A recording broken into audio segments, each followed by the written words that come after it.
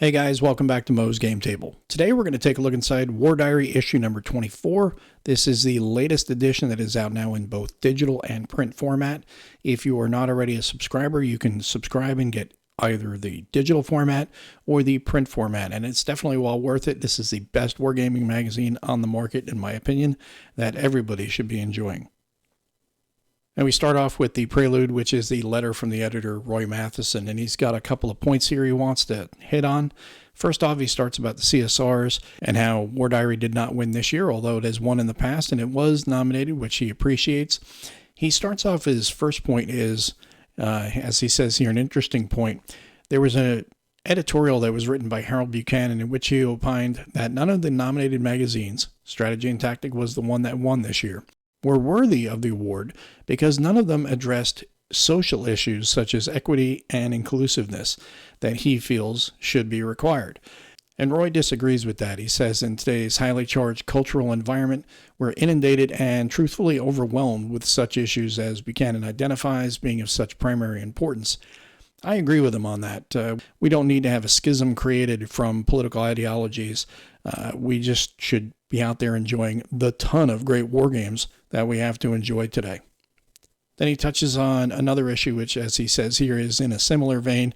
It was about a review that was on BGG for In Magnificent Style by Herman Lettman. And then he closes out with Blade and Bow being the latest game from War Diary magazines. This is their third game, and it is a fantastic one. So if you've not ordered it already, it is available now. Then we start off with the table of contents. We have several great articles in this issue. Telling a Better Story, How Games Can Help Understand History by David R. Hughes. Zero Leader by Arrigo Valliconia. South Mountain, The Battlefield and the Games, Part 2 by John Southard. The Boars and the Bees, The British Army at Colenso, 1899, and Tanga, 1914 by Paul Combin. Then we have Blade and Bow, Taking a Stab at Ancient Combat. The Extended Designer's Notes by designer Mike Nagel. And then we finish out with the Jenkins Ear article by John D. Burt. First one up is Telling a Better Story, How Games Can Help Understand History by David R. Hughes. This is a rather lengthy article that goes for 24 pages where he talks about history and how our games that we play and how those games can better help us understand the history behind them. One of the subtopics here is Beyond the Narrative, More Tools to Enhance Our Understanding.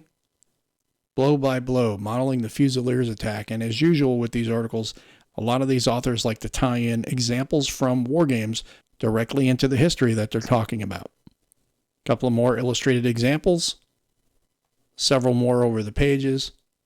And we have some sidebars here throughout the article. Sidebar 2 here, 2/7 Fusiliers versus the 55th Line. Yet another illustration, illustration number 8. Then we finish out on page 24. And we have an advertisement for Fortress Games and their games 8th Air Force, 20th Air Force, Save Afghanistan Comrade, and Save South Vietnam. Then we have the next article, Zero Leader from Arrigo Valliconia. And I love the startup. The article here, it says, it's a huge box filled to the brim, which is true of all DVG games. They really do pack in a lot of stuff into their games. And you can see the illustrated example there, what he's talking about, all the components that come in that big giant box for Zero Leader. That continues on to page 29. Then we have South Mountain, The Battlefield and the Games, Part 2 by John Southard. He's going to have some location pictures in the article, as well as some game examples. Then we have an advertisement for AHIX.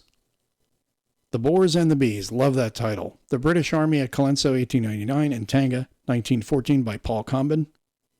He too is going to use some game illustrations to bring home his point. And that finishes out on page 49. Then we have an ad for VUCA Simulations. If you've not checked them out yet, go to VUCASims.com. They have a ton of great games, including their latest, Red Strike. Then we have the Extended Designer's Notes from Mike Nagel for Blade and Bow, the latest game available from War Diary magazine. That goes to page 54. And just as I was talking about that, we have 3 games from War Diary now. Guadalcanal, The Battle for Henderson Field, 1914 Deluxe, and Blade and Bow, The Ancient World of War. And then the final article for the magazine is Jenkins Ear by John D. Burt. And that finishes out on page 58. And we close out the magazine with a couple of advertisements, one from Lock and Load Publishing and the other from Legion War Games. And that is a look at everything you get inside of War Diary issue number 24, which is available now. If you've not already gotten your order in, do it now. You can get it digital or print format. And as I say all the time, this is the best wargaming magazine on the market. If you're a wargamer, you owe it to yourself to be reading this. It covers a lot of history, a lot of war games, and it ties in the two, which I think is really fantastic, and just really, really interesting articles like the long one from David R. Hughes that talks about tying in the games we play with history in this issue. Well, I hope that helps you guys out if you've been curious about this one. If you have any comments or questions, post them down below. Thanks for tuning in, guys. See you next time.